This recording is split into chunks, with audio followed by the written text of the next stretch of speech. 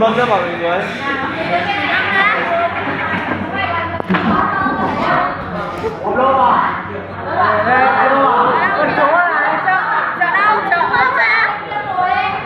Ui, bên đây nhiều dai lắm này lắm. Ngồi bên này thôi. Còn nhiều người à? Còn ngoài chưa vào nữa. Ôi, bên kia nhiều trai lắm, lạnh lắm. Ngồi bên này thôi. Đâu sao?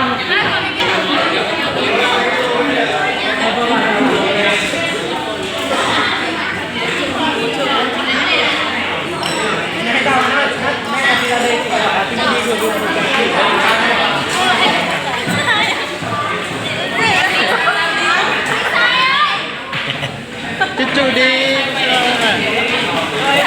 Anh xảy là anh quay cá để nó đem còn đúng là giá